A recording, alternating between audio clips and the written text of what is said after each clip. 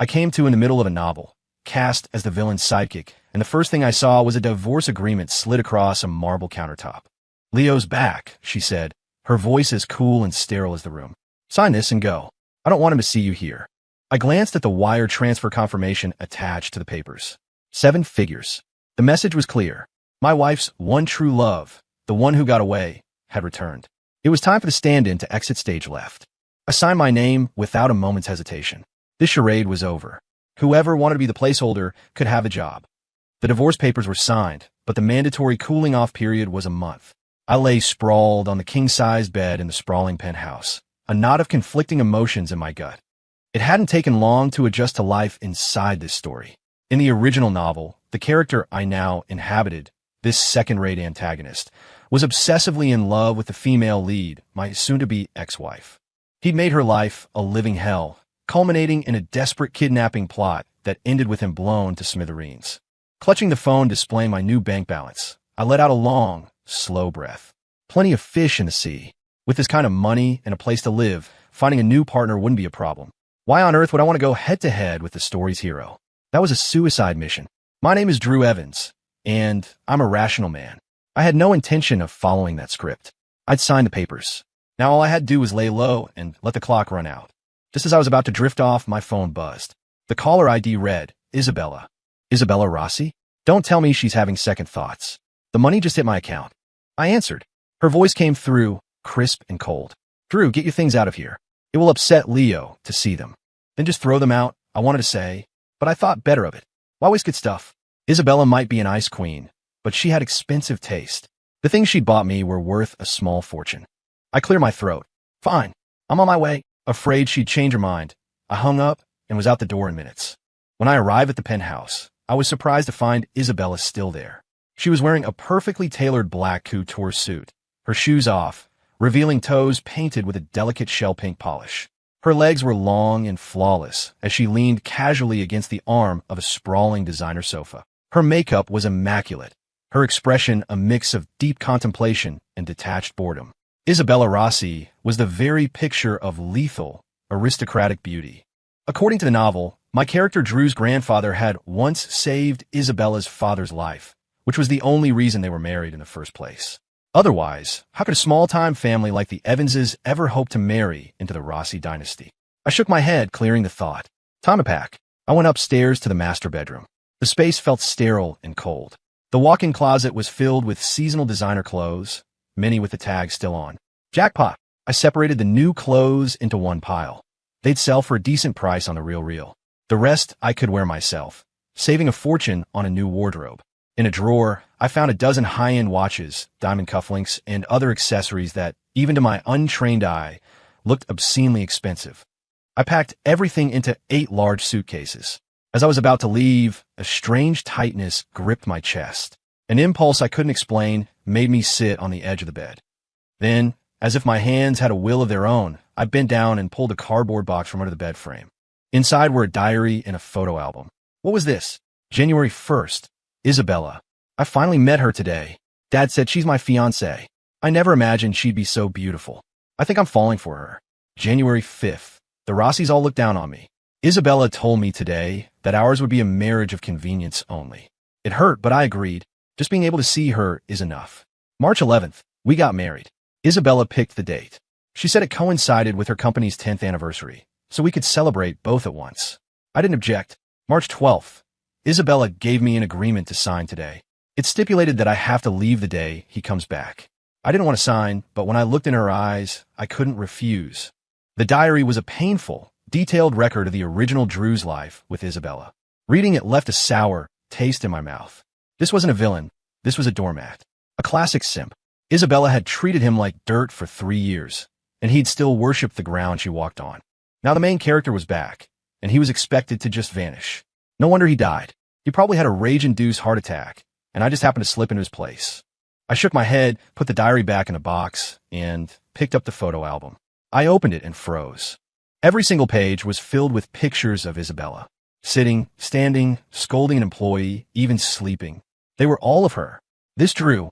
He was genuinely in love. I thought he was some kind of possessive creep, but this was different. This was love down to the bone. Tucked into the side of the album were handwritten notes detailing all of Isabella's preferences, from her coffee order to her favorite brand of silk pajamas. Then again, who wouldn't fall for a woman like Isabella? She was stunning, powerful, and rich. But a man has to know his limits. Know when to cash out. I packed the last of it, called an Uber XL with a couple of guys to help, and headed downstairs. Just as I reached the lobby, a Rolls-Royce Cullinan pulled up to the curb. A man stepped out. He was tall, around 6 feet, with a pale, clean-shaven face and glasses perched on a straight nose. He looked thin, almost frail, with a melancholic air about him. His features were vaguely similar to mine, but I looked like a sun-drenched Californian next to his brooding East Coast pallor.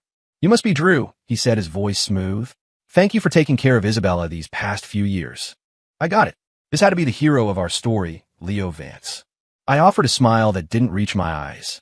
"No problem. We took care of each other. That's what marriage is for, right?" His face visibly darkened. I smirked internally. I hadn't even signed the final divorce papers, and this guy was already moving in. Before I could say another word, a gasp came from behind me. "Leo, you're here." Isabella blew past me like a gale-force wind and launched herself straight into Leo's arms. Right in front of me, she embraced him, then turned to glare at me over his shoulder. "Why are you still here?" Her eyes were cold and sharp. I let out a short, sharp laugh. "Eager, are we, Isabella? You might not care about your own reputation, but you should at least think of the company. If page 6 gets a picture of this, Mr. Vance here is going to look like the other man." I leaned in, my voice dropping to a conspiratorial whisper. "After all, we're not officially divorced yet." Isabella's face turned an ugly shade of red. Beside her, Leo frowned, his eyes narrowing with a flash of menace. I wasn't scared. I met their hostile glares head-on. "Drew, you gave your word," Isabella hissed. "I did," I agreed, "but I also have some self-respect. If you want this divorce, you'll wait out the cooling-off period like a civilized person." I wasn't the doormat they thought I was. Seeing them wrapped in each other's arms right in front of me would test the patience of a saint. Before Isabella could retort, Leo took her hand. "You're misunderstanding," he said, his tone deceptively calm. "Isabella and I haven't seen each other in 3 years. I'm just taking her to catch up with some old friends. If you'd like, you could join us." The friends of a hero and heroine? A-listers and trust fund kids. No, thank you. I had no desire to fit into a circle I didn't belong to. "I'll pass. I've got things to do," I said. Then I pointed a finger at Leo. "But a word of advice. The optics here aren't great. Your world gets messy. Be careful." I fixed my gaze on Isabella. She got the message, taking a subtle step back to put some distance between herself and Leo. Leo's face went black. He stared at me, his eyes like chips of ice. I just grunted, loaded the last box into the van, and drove off toward my new condo. It was another property Isabella had put in my name. Between that and the money from selling the clothes and accessories, I was set. After selling the new designer stuff to a high-end consignment shop, I was another $30,000 richer. The watches and cufflinks added even more. Divorced and flush with cash. I could retire, but I still had a job to do, technically. The original Drew worked at Rossi Enterprises. Now that we were divorcing, should I quit or stick around? I decided to let her fire me. That way, I could collect a nice severance package. I was a novel now. Hard work was for suckers. My new mission was to accumulate as much cash as possible. But the hero's plot armor was stronger than I'd anticipated. By the next morning, my name was trending everywhere. Isabella's call came at the crack of dawn. She was screaming, "Drew, did you do this on purpose?" I was half asleep, completely baffled. "What are you talking about? You set this up yesterday, didn't you? If I find out you hired someone to do this, you'll regret it." Before I could even form a response, she hung up. Utterly confused, I checked my phone. A push notification from a gossip site explained everything. Someone had snapped photos of me moving my things out of the penthouse. And in the background, clear as day, were Isabella and Leo, locked in their tender embrace. Some paparazzo had hit the jackpot. Hashtag Rossisio Shocker. Is Isabella Rossi divorcing husband for high school sweetheart? Isabella was the chosen heir to the Rossi empire. Our marriage had been a quiet affair, mostly a formality unknown to the public, but common knowledge within their elite circle. For the paparazzi to get this story, someone with an axe to grind must have tipped them off. Now Leo was being painted as a homewrecker, and I was caught in the crossfire. I tried calling Isabella back, but her line was busy. I sent her a text instead. The last thing I needed was more drama. She didn't reply, but soon the narrative online began to shift. Source says Leo and Isabella were the power couple at Columbia. The husband was the one who forced his way in. My aunt's cousin is a housekeeper for the Rossis. She said Drew's family guilt Isabella into marrying him. That's why there was no real wedding. Leo was forced to leave the country 3 years ago after a terrible car accident that made him miss the ceremony. Yeah, I knew Leo wouldn't be a homewrecker. Turns out he was the victim all along. Drew is disgusting. So Isabella is finally free from that leech? Good for her. A true love story. And just like that, Leo was transformed into a tragic, romantic hero, while I became the manipulative, social climbing villain. Any comment defending me was immediately buried under an avalanche of hate until the user deleted their account. I was furious. The audacity of these people. A car accident? If he was so in love, why couldn't he pick up a phone in 3 years? Now he was playing the devoted lover. Isabella never replied to my text. I clenched my fists. If this wasn't resolved, I wouldn't sign the final divorce papers. Before I could confront her, my own family showed up. I was about to eat lunch when someone started pounding on my door like they were trying to break it down. Who the hell was this? I opened it to find a middle-aged couple glaring at me, their faces twisted with rage. A jolt went through me, a flicker of the original Drew's memories. Drew, you've really done it this time, my father spat. You dare move out? Where's Ms. Rossi? What are you standing there for? My mother chimed in. We've been looking all over for you. And here you are, about to have a nice lunch. So these were Drew's parents. In the novel, there were parasites who only used him. If they had shown him an ounce of real affection, maybe he wouldn't have become so twisted and met such a grim end. But I wasn't the old Drew. I wouldn't let them get away with it. I sat back down at the table and started eating. My mother slammed her hand on the table. You still have a nerve to eat? What else should I be doing? I said calmly. If you have something to say, say it. If you're just here to yell at me, don't bother. I'm not listening. She exploded. I'm telling you, Drew, this is your mess. You need to go and apologize, or I swear I'll. He's right, Drew. My father cut in, his tone wheedling. The Rossis cut off our supply chain. You know your brother's little startup is completely dependent on their contracts. This scandal is humiliating us. They tag-teamed me. Their voice is a chorus of disappointment and greed. I felt nothing but disgust. So, their lives were falling apart, and I was the only one who could save them. I didn't start this, I said flatly. Isabella is the one who wants a divorce. Stop listening to rumors. She's not coming back. You should eat and go. I'm probably going to lose this condo soon anyway. At that, they both froze, their faces going pale before flushing with anger. Drew, you have a marital agreement, my father shouted. If the Rossis want a divorce, we'll leak it to the press. See how she likes that. A marital agreement? I raised an eyebrow. I'd forgotten about that little detail. You've seen the comments online, haven't you? I said, my voice dripping with scorn. They've already spun Leo from a homewrecker into Romeo. What good do you think some piece of paper will do? Trust me, the moment you release that, we won't just be nobodies. We'll be erased, vanished overnight. I leaned forward. My advice? Keep your heads down and stay out of it. This wasn't an exaggeration. The Rossi family's power in this city was absolute. My parents paled, the fear finally sinking in. They quietly sat down and ate their meal in silence. After they finished, I saw them out. Looking back at the sleek, modern condo, an idea began to form. I couldn't keep this place either. It would just be another liability. I called a real estate agent and listed the condo. Staring at the cold, empty rooms, I thought of Isabella. She still hadn't responded. Instead, my phone was blowing up with a constant stream of hateful texts and spam calls from unknown numbers.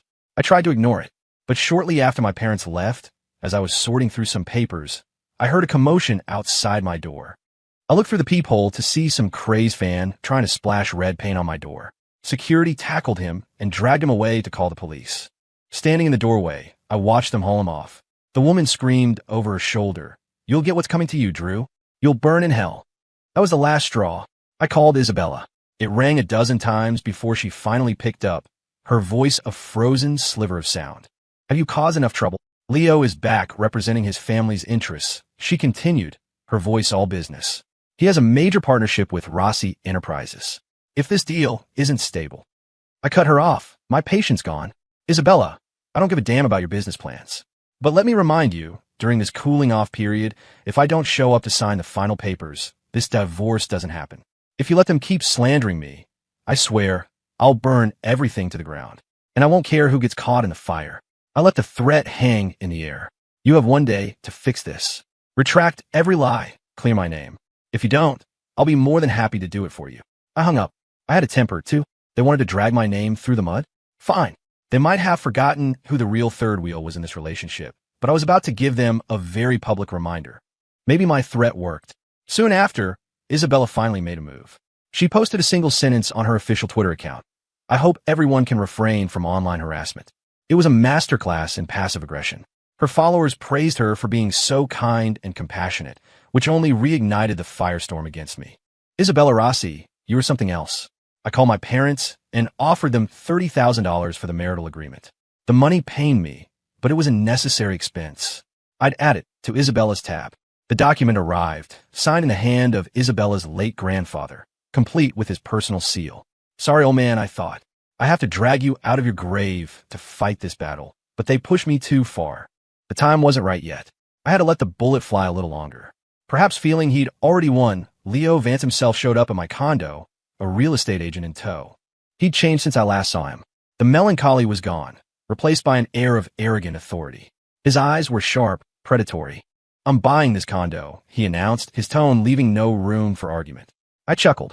You've certainly got the money. I'll pay 30% above your asking price, he said coolly. I don't want anything of Isabella's left in your hands.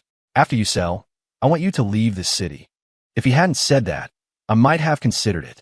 But now, not a chance. Not for sale, I said, smiling thinly. Not to you. Leo's brow furrowed slightly, a flicker of annoyance crossing his perfect features. He made a subtle gesture with his hand, a signal I recognized from the novel. It meant he was about to get what he wanted, no matter the cost. I wagged a finger at him. Forget it, Leo. Not happening. If you want to buy this place, I continued, have Isabella come ask me herself. Otherwise, you can get the hell out. Leo's eyes turned glacial, and a palpable chill filled the room. The poor real estate agent looked like he was about to have a heart attack. Drew, do you really think I won't touch you? Leo, I said, my voice dropping low. Were you really in a car accident 3 years ago? Is that why you couldn't make it to the wedding? His face went rigid with shock. I held up my phone and gave a little shake. Your travel records, your credit card statements. Others might not know, but I have a very clear picture of your accident. If you don't want me to start a little wildfire online, I suggest you get out of my sight. Now, he clenched his jaw, his eyes burning with impotent rage, but he turned and left. The fool. He really thought I was a pushover. I had no problem divorcing Isabella, but trying to strong-arm me out of my assets? That was a declaration of war. The Rossi family was worth billions, and they thought they could buy my silence with a few million and a condo. I'd originally agreed because it was easy money, but now that they were trying to take back the condo, the deal was off. Besides, the original Drew's diary had made it clear. This was the place where he and Isabella first met. He had planted every single rose in the small terrace garden with his own hands. The condo meant everything to him. I was in his body now, and I could feel a phantom tremor of loss at the thought of giving it up. Leo wanted the condo for that very reason. He knew what the place, especially the rose garden, symbolized. He couldn't stand the thought of another man's devotion to Isabella, and he wanted to erase it. In fact, Leo was even more ruthless than I'd imagined. When he couldn't buy the place, he decided to burn it down. I didn't realize what was happening until thick, black smoke began to pour into the room. Luckily, the building's fire alarm went off, and security acted fast. They pulled me out just as I passed out from smoke inhalation. I woke up in a hospital room. Isabella was sitting by my bed. When she saw my eyes open, she stood up. You're okay. I'll be going then. I shot out a hand and grabbed her wrist. Isabella, he did this. We both knew who he was. She wrenched her arm away. Drew, I can't believe you'd set your own home on fire just to frame Leo. Frame him? I almost laughed. Think whatever you want. Just don't come to regret it. Her face was a mask of fury as she stormed out, slamming the door behind her. I just couldn't wrap my head around it. This was the brilliant heroine of the story? How could someone so smart be so blind? Did she really need me to shove the evidence in her face and grind her nose in it? A day later, Isabella's team finally started to act, pulling down the most vicious trending topics. But I knew it was just superficial. The Rossi board of directors was already growing displeased with her. Marrying me was a move to stabilize the family's image. Divorcing me so scandalously was the opposite. I made a call to Isabella's cousin, Julian Rossi. He swirled a glass of red wine, a smirk playing on his lips as he looked at me across the table at a private club. Drew, I have to admit, I underestimated you. The Rossis had always looked down on me, but even an ant can turn the tables. I pushed a manila envelope across the table. If you want to win, this is your ammunition. Julian opened it. He took one look at the contents, and his eyes lit up. Is this reliable? Of course, I said. For the last 3 years, I wasn't just warming Isabella's bed. I've been doing my research. knowing she had someone else in her heart. The original Drew had become consumed with jealousy. He'd used every resource he had to dig into Leo's life. Then he died, leaving me the fruits of his labor. I hadn't planned on using this nuclear option, but Leo had left me no choice. My family's company was already on the verge of bankruptcy, thanks to the Rossis. I was next. Julian raised an eyebrow. This is good leverage. But can you really take down Isabella? She still has Leo. Don't worry, I said with a confident smile. He won't be a problem for much longer. Leave him to me. Julian's smirk widened into a genuine grin. We raised our glasses and drank. My original plan was to take the money and disappear, but Isabella's blind devotion to Leo, a man who nearly got me killed, changed everything. This was no longer a retreat. This was a counterattack. After leaving the club, I organized everything that had happened. Then I went on Twitter. I posted 2 simple images, a photo from our wedding day and a clean shot of the marital agreement signed by her grandfather. The internet exploded. Again, my mentions were a war zone. WTF, so you didn't force her to marry you? Wait, they're not divorced yet? Does that mean Leo really IS'd the other man? My boy Leo would never. This is obviously faked to make him look bad. This drama is better than Netflix. Grabbing my popcorn. I don't care what the backstory is. The fact is, they're still married. Isabella Rossi is cheating on her husband. For the past few weeks, Isabella and Leo have been inseparable, photographed at public events and private parties, always acting intimately. Leo, in particular, carried himself with a smug, possessive air, as if to say, "This is my woman." His delusional fanbase had even created romantic video montages of them. Now, those same videos were damning evidence, nailing them both to the wall of public shame. Our marriage was an arranged one, a pact between families. The marital agreement was ironclad proof. When some users questioned why we never had a proper wedding, an anonymous account suddenly posted photos from the event. It may have been combined with a corporate anniversary party, but all the essential parts of a wedding were there. I had no idea who this helpful stranger was, but their timing was perfect. The online furor reached a fever pitch. Isabella's phone started blowing up my call log. I ignored her, so she came to me. Since my condo was a charred mess, I was staying in a hotel suite. She used her master key to burst in while I was soaking in the bathtub. She stormed in, saw me, and immediately spun around, her body trembling with rage. "Drew, stop this nonsense right now. Delete everything from your Twitter." I clicked my tongue. "You slander me online, Leo's goons burned down my home, and now you want to silence me? Isabella, you have no sincerity. If you're going to beg, you need to have the right attitude." She took a deep, shuddering breath. "I'll give you $50 million. Clear this up. Tell everyone you forced the marriage, that Leo is innocent." She was really willing to say anything to protect him. "Isabella, don't you get it?" I said, standing up from the tub and wrapping a towel around my waist. I walked up behind her, my voice a low whisper in her ear. "You're not in a position to make demands anymore. If I don't agree, no one walks away from this clean. You let your own family go bankrupt?" she hissed. I wrapped an arm around her waist, pulling her flush against me. "My family," I chuckled darkly, "is not my problem." She flinched, shocked that I could be so callous. I tightened my grip, enjoying her discomfort. "Isabella, it's not too late to regret your choices. How about you dump Leo, and we give this another try?" I was testing her, giving her one final chance. She shoved me away violently, her eyes blazing with hatred. "In your dreams, Leo will destroy you." "All right then," I said with a shrug. "I can't wait to see what other tricks your precious Leo has up his sleeve. You should go. We're about to be divorced. You wouldn't want Leo to get the wrong idea, thinking you were spying on me in the shower." She spun on her heel and stormed out, slamming the door. I smiled, pulled out my phone, and sent a single text message. "It's time to close the net." Isabella had no defense. Every time Leo tried to make a public statement, he was drowned out by a tidal wave of angry comments. He attempted a live stream to clear the air, but it was quickly swarmed by users who were there to teach him a lesson in humility. Someone even asked him point blank if he was a homewrecker. The marriage certificate was undeniable. Having failed to spin the narrative, Leo went silent. His silence was taken as an admission of guilt. I chose that moment to release the videos of Leo's time abroad. He hadn't been pining for Isabella. He'd been living it up, surrounded by women. I even packaged the highlights into a neat little file and sent it directly to Isabella. I hoped they'd have a calm, rational discussion about it. Julian was in high spirits when we met for drinks.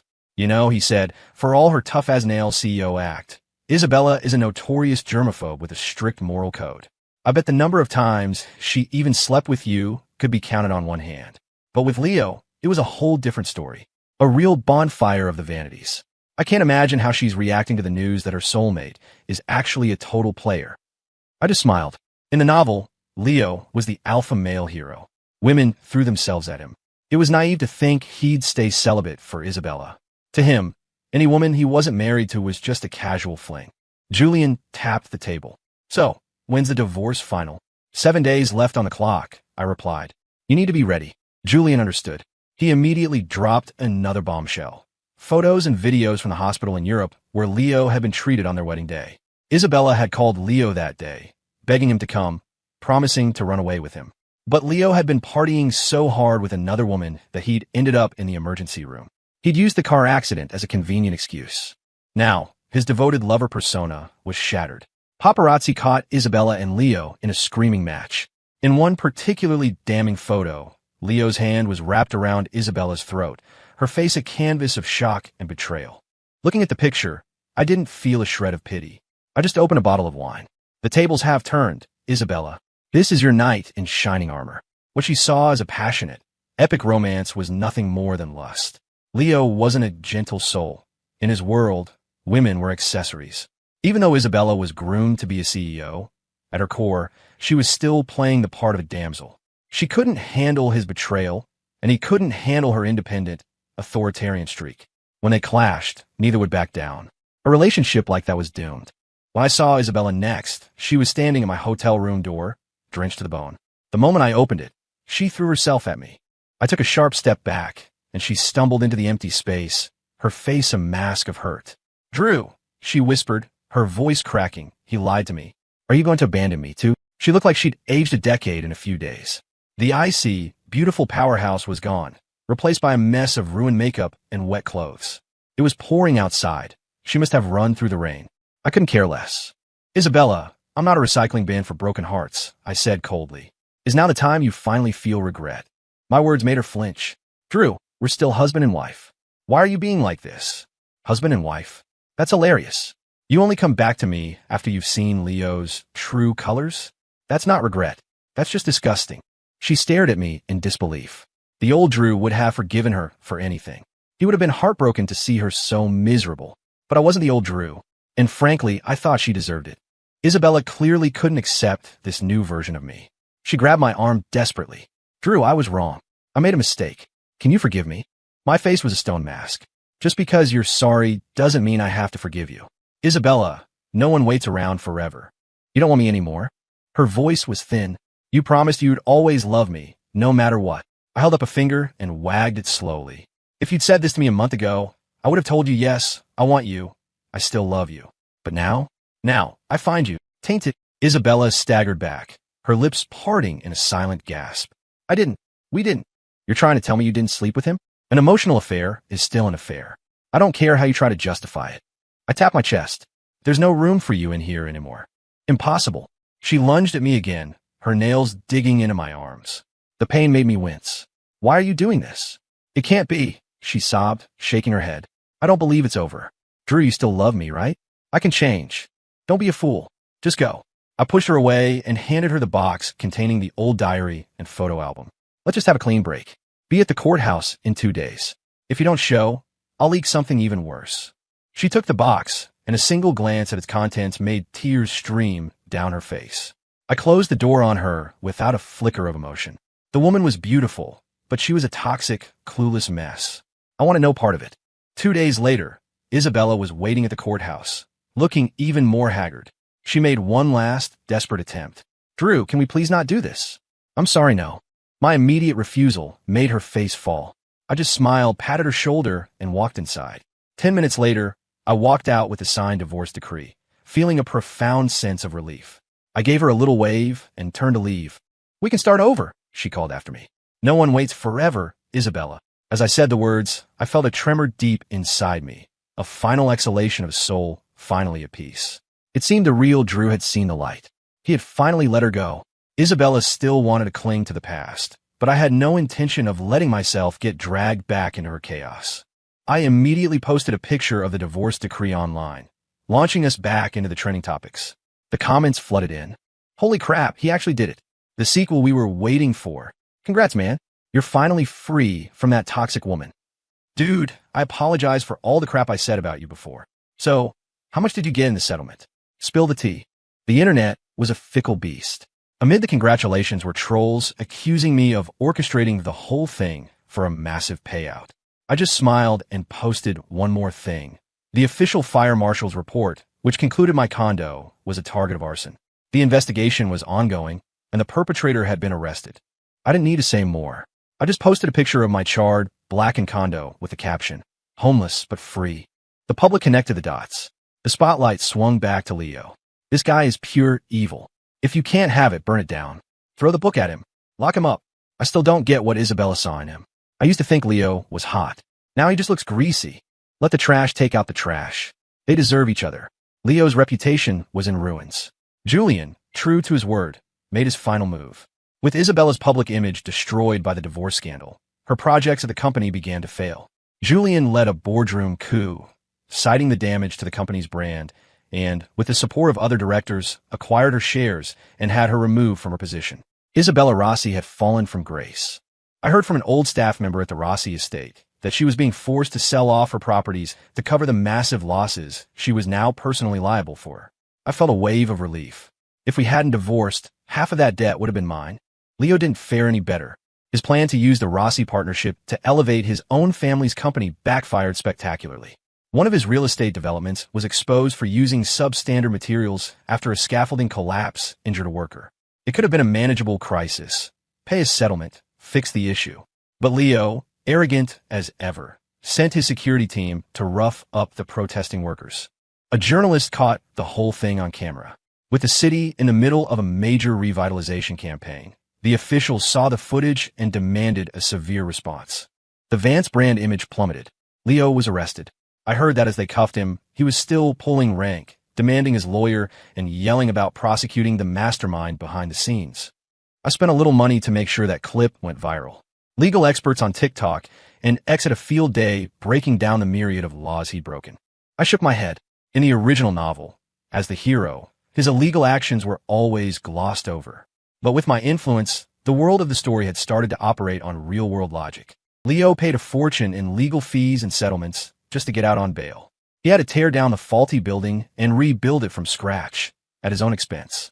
The building's future tenants formed a watchdog group and monitored the construction site daily, ready to call the authorities at the slightest infraction. Leo was living in his own custom-built hell. Seeing all this, I smiled as a notification lit up my phone. A wire transfer from Julian. $10 million. My share of the winnings. With the money, I bought a sprawling penthouse with a panoramic view of the city and started my own consulting business. Life was simple and fulfilling. The next time I heard about them was 6 months later. The Vance Group had declared bankruptcy. For a moment, seeing the story's hero so thoroughly defeated, a flicker of fear went through me. Had my interference caused the novel's entire world to collapse? Would I be erased next? But the months passed without incident, and I finally relaxed. After his bankruptcy, Leo disappeared off the map. I didn't care. One evening, Julian invited me out to dinner. As we were being seated, I saw her. Isabella. She looked pale and angry. When she spotted me, she froze, then her expression curdled with fury. "You too," she snarled. "You worked together to trick me." Julian just shrugged. "You were dealt a winning hand and played it like a fool.